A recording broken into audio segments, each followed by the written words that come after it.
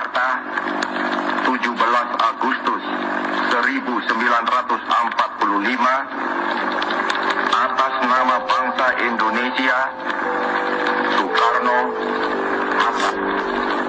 Tanah air, ku tidak lupakan, kan terkenang selama hidupku. Biarpun saya pergi jauh, tidak akan hilang dari kalbu. Tanahku yang ku cintai, engkau ku hargai. Assalamualaikum warahmatullahi wabarakatuh. Kami dari kelompok 3 saat ini kami sedang berada di Museum Naskah Proklamasi. Sebelum kami mengunjungi Museum Proklamasi, izinkan kami untuk memperkenalkan diri terlebih dahulu. Saya Raffi Abdul Ghafur, absen 33. Saya Madri Sikurdaud, absen 2. Saya Muhammad Evan Ramadan dari absen 22.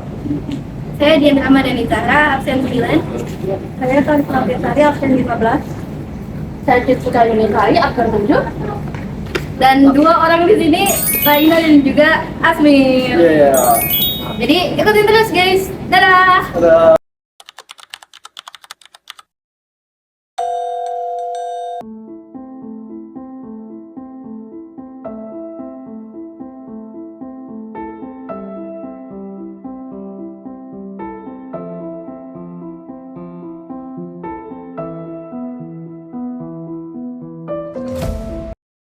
Kita di ruang pertemuan perwisataan ini terjadi pada malam 16 Agustus 1945 setelah Rekomorno, Muhammad Hattan dan Muhammad Ostregbendionso kembali dari Kebangsdeko. Mereka tiba di rumah Laksamaan Takdasi Media sekitar pukul 10 malam untuk membahas perpipaan kemerdekaan Indonesia. Setelah itu mereka pergi menemui pihak pemerintahan militer Jepang atau Kuntelikar untuk meminta izin mengadakan rapat perpisahan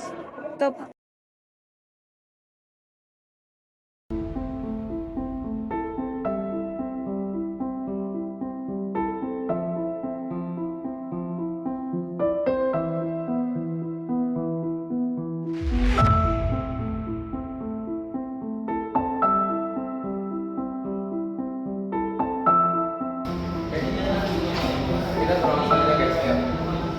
Ayo.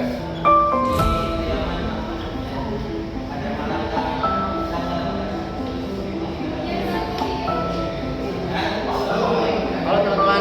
Jadi Halo semuanya. Ini aku lagi ada di Indonesia, yang dimana ruangan ini adalah salah satu ruangan yang paling rupiah.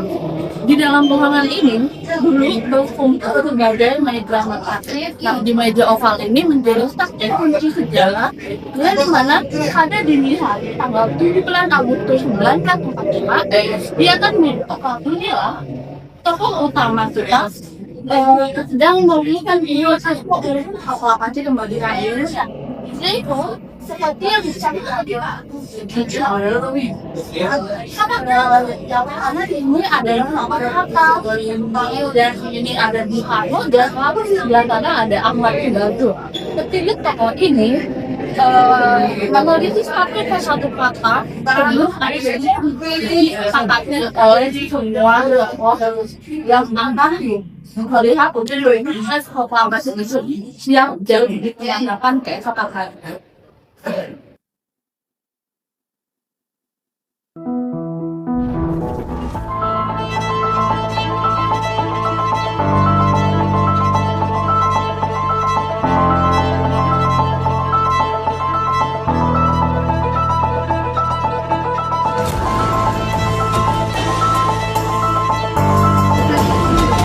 teman-teman, di sebelah kiri saya ada mesin ketik yang digunakan oleh Republik dalam Naskah Proklamasi.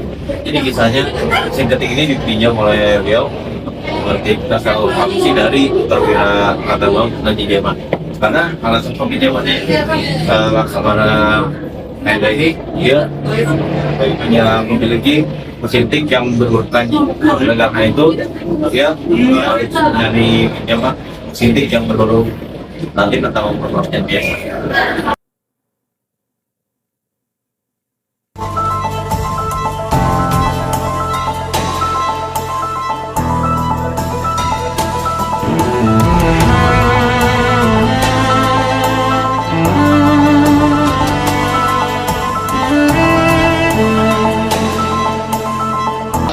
Baik, di sini adalah ruangan pengesahan di mana setelah merumuskan naskah proklamasi, Soekarno, Ahmad Subarjo dan juga Hatta menghadiri segala orang-orang yang datang pada saat itu dan membacakan teks proklamasi di depan orang-orang tersebut.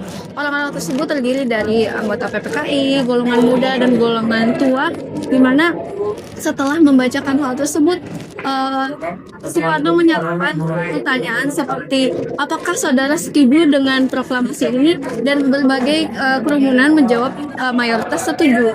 Namun Soekarno mengulang lagi apakah saudara setuju, dan masyarakat hanya bergumuruh menyetujui bahwa mereka setuju dengan teks proklamasi yang telah dirumuskan. Setelah itu muncullah pertanyaan di mana siapakah yang akan menandatangani teks tersebut. Lalu ada satu pemuda yang bernama Sukarni, beliau merupakan golongan muda yang mengusulkan bahwa Soekarno dan Hatta sajalah yang menandatangani teks proklamasi.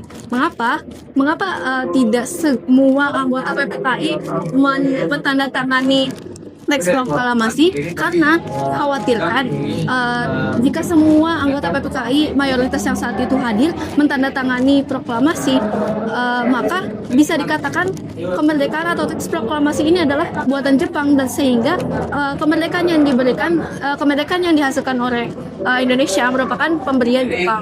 Indonesia tidak ingin hal itu terjadi, sehingga dipilihlah Soekarno dan juga Hatta sebagai dua orang yang paling terkenal sebagai pemimpin dan juga politikus paling terkenal di Indonesia untuk mentandatangani teks proklamasi atas nama bangsa Indonesia. Mengapa Ahmad Subarjo tidak ikut mentandatangani pada saat itu, padahal ia juga ikut merumuskan proklamasi? Alasannya adalah unik karena Ahmad Subarjo pada saat itu ketiduran setelah merumuskan teks proklamasi.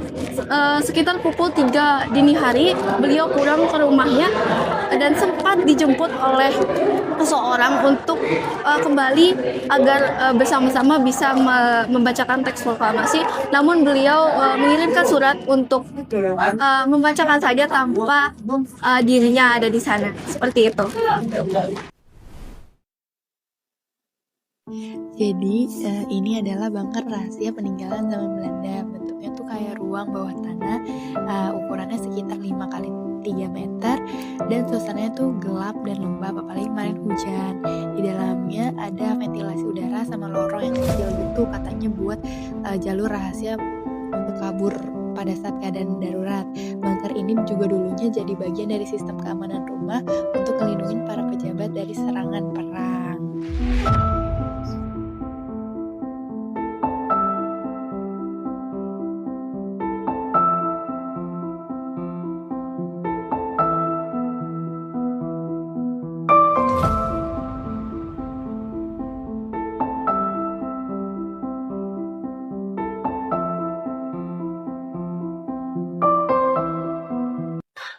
Halo teman-teman, sekarang saya lagi berada di bagian naskah proklamasi melalui link.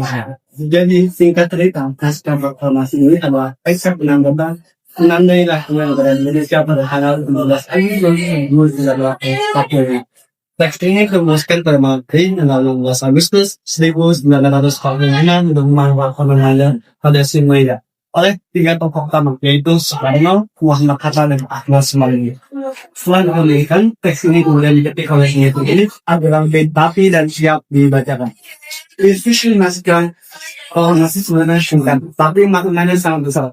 pada kami bangsa Indonesia itu mengadakan kemerdekaan itu berarti menandakan bangsa Indonesia secara resmi akan bebas dari penjajahan. Lalu bagian pemindahan kekuasaan menunjukkan bahwa setelah merdeka kekuasaan dari Jepang akan dipindahkan kepada bangsa Indonesia dengan cepat dan tentunya hati-hati. Menariknya, naskah ini akhirnya ditandatangani oleh Soekarno dan Bung-Karno. Lalu bangsa Indonesia. Lalu untuk dilakukan bahwa Muhammad benar-benar dengan rakyat Indonesia sendiri, bukan hadiah dari Jepang. Dan dari naskah sederhana ini, hanyalah negara Indonesia yang merdeka sampai sekarang.